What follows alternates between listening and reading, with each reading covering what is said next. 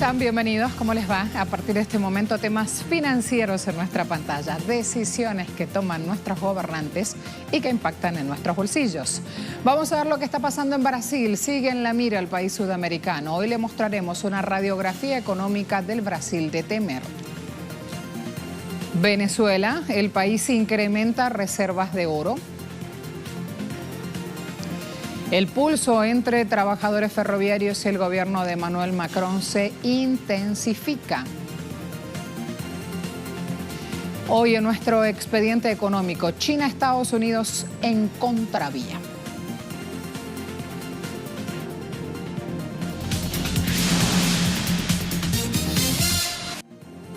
Luego del golpe judicial contra Lula da Silva, expresidente y actual favorito para las próximas elecciones, la economía de Brasil se mantiene con bajos síntomas de mejoría, a pesar de la supuesta salida de la recesión económica que pregonan los grandes medios que están alineados junto al gobierno de facto de Temer.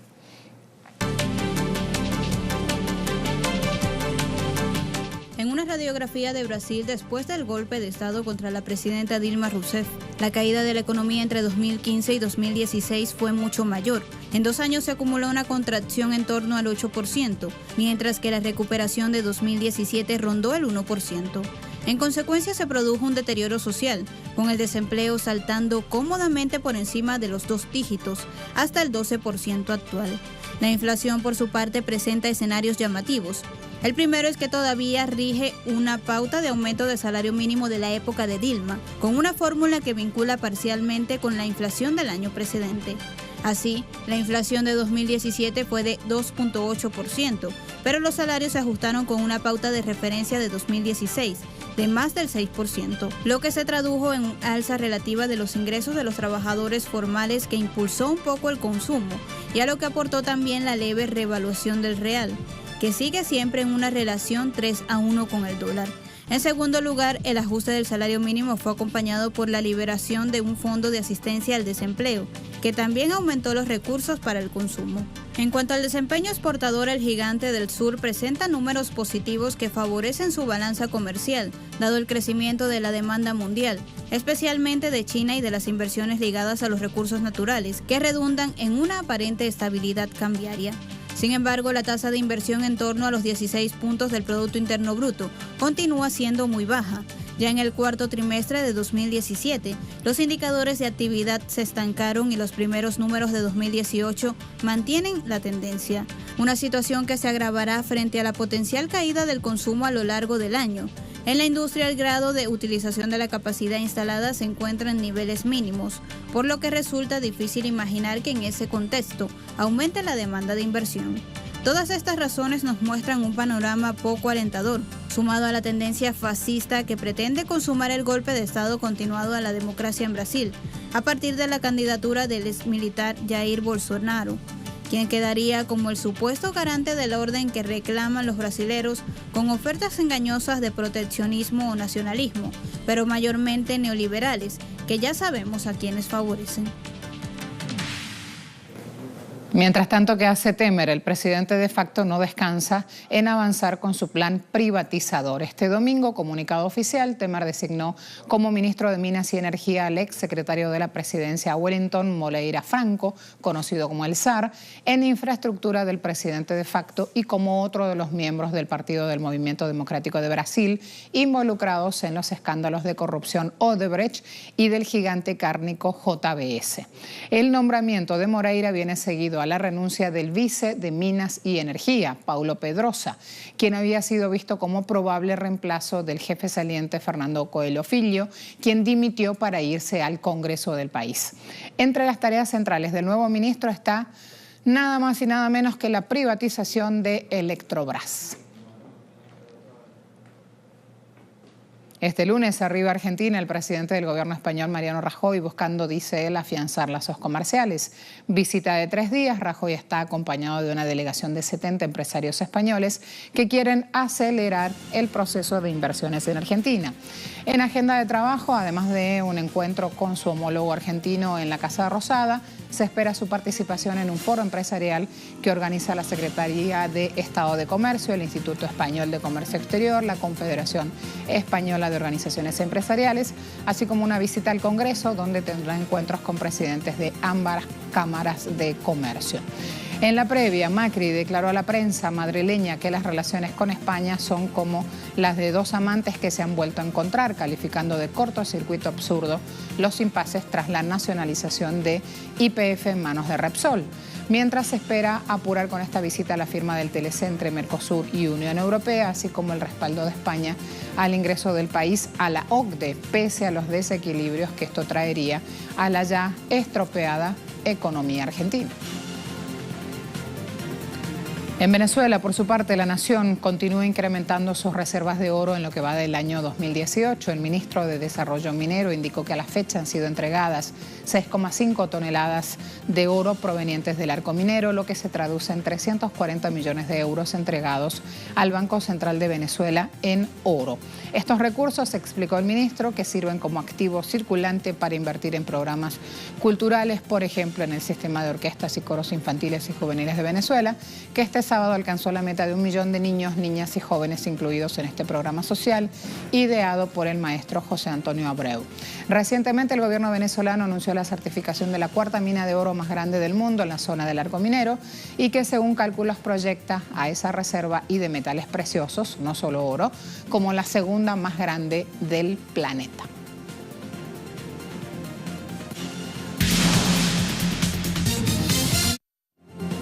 Nigeria se convirtió en el mayor productor de crudo en África al tomar el puesto de su vecino Angola, revelaciones que aporta el informe mensual del mercado de marzo de la Organización de Países Exportadores de Petróleo. Problemas de seguridad en el Delta Níger hicieron que la producción nigeriana retrocediera a fin del año 2016 a 1,43 millones de barriles por día, una situación de la que no ha podido recuperarse y que permitió a Luanda ir de a poco tomando su espacio.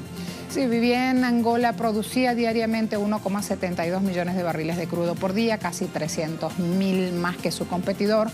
Luanda fue achicando esa cifra hasta darle la vuelta.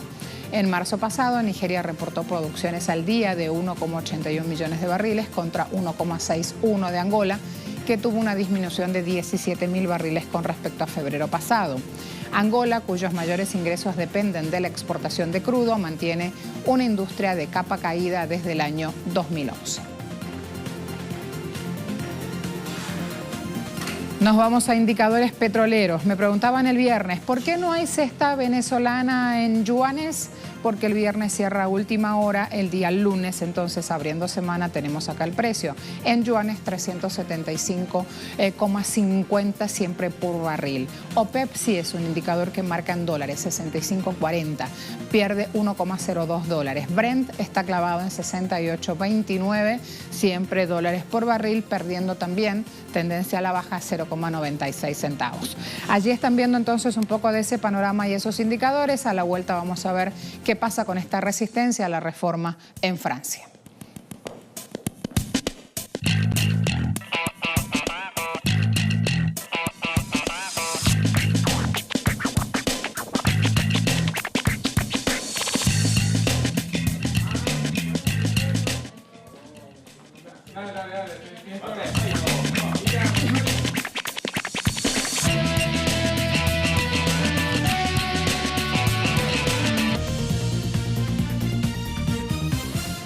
Si hay pocos trenes como hoy, asciende a 20 millones de euros por día. 20 millones de euros por día. Eso equivale a 2 nuevos autovías todos los días. ¿Cuánto ha perdido SNCF desde el comienzo de este ataque? Probablemente 100 millones de euros.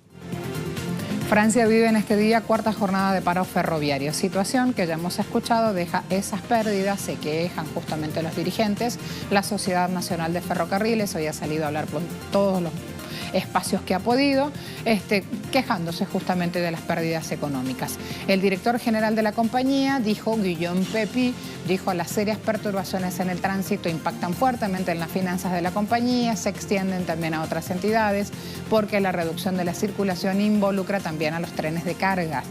En esta jornada, 43% de los trabajadores del estatal están acogidos a la huelga, incluidos un 74% de los conductores. Por lo tanto, circulan 1 de cada 5 trenes de alta velocidad, 1 de cada 3 regionales, 1 de cada 6 interciudad.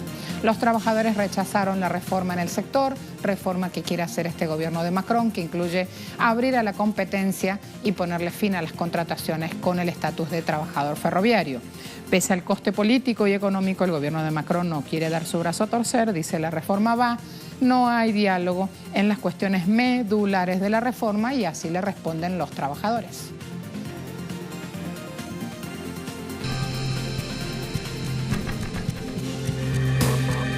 El primer ministro francés Edouard Philippe dijo en el pasado, la situación es alarmante, para no decir insostenible. Los franceses pagan cada vez más caro por un servicio público que funciona cada vez peor. Esa es la justificación que da el gobierno para imponer la reforma, aunada a la de que hay que controlar la deuda del operador ferroviario estatal, que asciende a 46.600 millones de euros, debido, según el equipo de Macron, a la gran carga de pensiones de los conductores que pueden jubilarse a los 50 años. Pero lo cierto es que estas reformas se traducen en pérdidas de conquistas laborales. La reforma ataca los pilares de la contratación de trabajadores ferroviarios, por lo que los que sean contratados a partir de ahora no tendrán garantizado el puesto laboral de por vida, lo que los protegía de los despidos. Tampoco tendrán derecho a una jornada laboral de 7 horas diarias, ni pensiones generosas. Pasarán a regirse por el recién modificado y controvertido Código Laboral. Otros beneficios que se eliminarían a los trabajadores de este sector son los aumentos salariales cada año, un régimen especial de seguridad social con acceso privilegiado a los centros de salud, así como la posibilidad de disfrutar la jubilación mucho antes que un trabajador normal. Todos estos beneficios representan una recompensa por la dureza de sus labores. Se suma además la apertura del ámbito ferroviario a la competencia. Según sus detractores, sería el inicio de la privatización de un sector considerado modelo del servicio público en Francia. Estas reformas serían impulsadas vía decreto por el exbanquero Macron, que ahora lleva las riendas de Francia.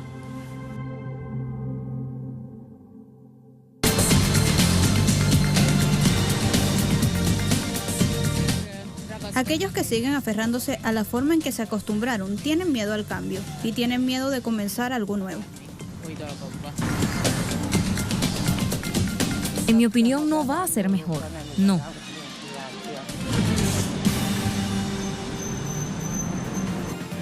Hungría decidió este domingo. Los ciudadanos fueron a las urnas dando como resultado tercer mandato consecutivo del primer ministro Viktor Orbán, ultraconservador que desde hace 8 años tiene un estilo de gobierno con creciente control sobre la economía, sobre los medios y sobre la justicia.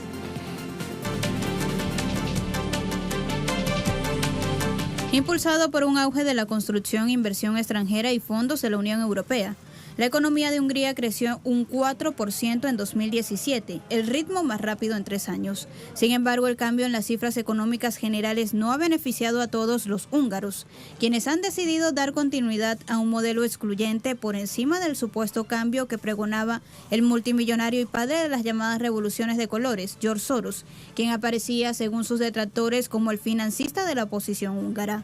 Según diversos analistas y sus propios ciudadanos, la introducción de un impuesto fijo, el freno a los beneficios sociales y el enfoque de Orbán en la construcción de la clase media han incrementado la brecha entre ricos y pobres en Hungría. Creo que hay gente en este mundo que puede hacer enormes cantidades de dinero. Son extremadamente ricos. Hay personas como nosotros que viven de un día para otro. Y hay otro tipo de gente más pobre que ni siquiera puede subsistir, que ni siquiera tiene un hogar. Asimismo, el plan de empleo que ha dispuesto el gobierno solo ha empleado a 165.000 trabajadores, que en su gran mayoría son poco calificados y a su vez han visto perder aumentos salariales de 2 dígitos, porque sus salarios están congelados desde 2007, lo que significa que sus ingresos relativos se han deteriorado constantemente a lo largo de los años. El pago mensual, según el plan, es de poco más de la mitad del salario mínimo, antes de impuestos, pero se ve afectado por la misma tasa de impuesto a la renta del 15% aplicada a los salarios más altos. Este régimen fiscal uniforme, los recortes en el desempleo y otras medidas han contribuido a lo que la Comisión Europea dijo en un informe de 2017. Es uno de los mayores aumentos de la desigualdad en la Unión Europea desde la crisis financiera. Los impuestos relacionados con el consumo, como el IVA y los impuestos especiales sobre el tabaco y el combustible, son los más altos dentro de la Unión Europea, superando incluso las tarifas en Dinamarca, que tienen niveles de vida mucho más altos. ¿Por qué decimos que China y Estados Unidos están en contravía? Ya lo va a ver.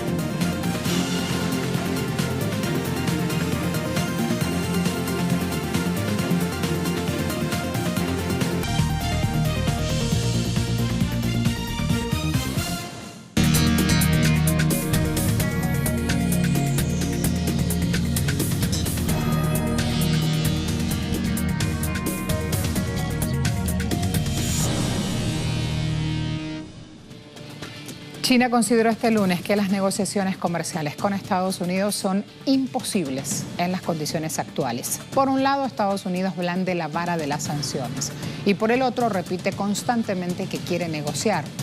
No sé para quién interpreta esta comedia. Lo dijo Geng Shuang, vocero de la diplomacia china, un escenario que para muchos es el advenimiento de una guerra comercial en la que se dispara con aranceles y se bombardea con cuotas de importaciones. Desde Estados Unidos, Trump intenta defender a capa y espada su llamado proteccionismo, promoviendo cercos y muros, cada vez más distante del multilateralismo, reafirmando su intención de alejarse o renegociar acuerdos comerciales que, según él, les mejoran a los estadounidenses.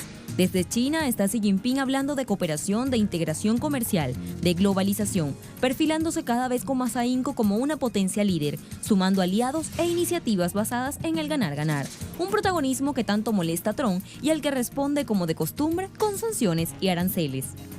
Trump ha asegurado que el país asiático abandera un comercio desleal, le ha acusado de manipular su moneda para ganar competitividad y así perjudicar las exportaciones estadounidenses en el mercado internacional, y lo ha señalado por el declive del sector manufacturero estadounidense.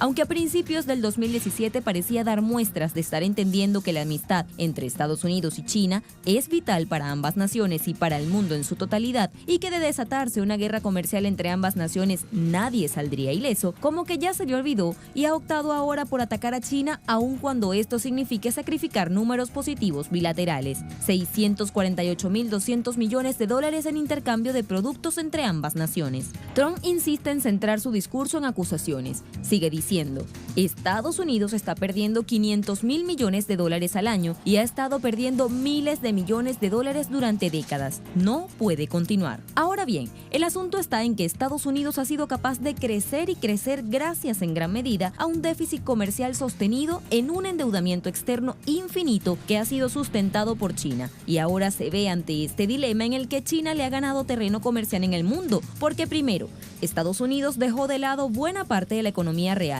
y segundo, además se dedicó a deslocalizarse globalmente. A esto hay que sumarle que la buena parte de la deuda externa de Estados Unidos está en manos chinas. Por eso y más, así se configura la ofensiva Trump. El gobierno de Estados Unidos firmó a finales de marzo un memorando para imponer sanciones arancelarias a las importaciones de productos chinos por un valor de hasta $60.000 millones al año, bajo el argumento de disminuir el déficit de Estados Unidos respecto a las importaciones chinas. La oficina del representante del comercio estadounidense anunció la aplicación de impuestos a 1.300 productos chinos, entre los que se encuentran medicamentos, mercancías de la industria aeroespacial, robótica, ingeniería mecánica y tecnologías de la información y comunicación. Por si fuera poco, ahora estudia la posibilidad de imponer $100 millones en aranceles adicionales a productos procedentes de China. En respuesta inmediata, el gigante asiático, de forma recíproca, aplicó un primer paquete de medidas arancelarias por $3.000 millones a 128 productos estadounidenses. Días después, decidió incrementar el valor de las sanciones arancelarias a $50.000 millones anuales a las importaciones de 106 productos norteamericanos. Respondió con nuevos aranceles del 25% al maíz, carne de vacuno, tabaco, zumo o jugo de naranja, automóviles y ciertos tipos de aviones. Por su parte, el Ministerio de Comercio de China reiteró que llegar a un escenario de guerra comercial no va a dar ningún ganador y en ese sentido le ha servido la mesa en distintas oportunidades a Estados Unidos para discutir el futuro de las relaciones bilaterales en términos que llamó armónicos. Sin embargo, Washington hasta ahora ha hecho oídos sordos. El gigante asiático ha sido enfático en decir que si la parte estadounidense no respeta los hechos básicos y las normas comerciales multilaterales y adopta medidas que perjudican las relaciones económicas y comerciales bilaterales, China no se sentará de brazos cruzados, sino que tomará todas las medidas apropiadas para salvaguardar sus derechos e intereses legítimos, para defender su acceso a los mercados extranjeros y un entorno ventajoso para sus empresas en el país. El conflicto comercial entre China y Estados Unidos fue provocado por los Estados Unidos. La esencia del conflicto es que Estados Unidos desafía el multilateralismo global con su unilateralismo y desafía el libre comercio global con su proteccionismo.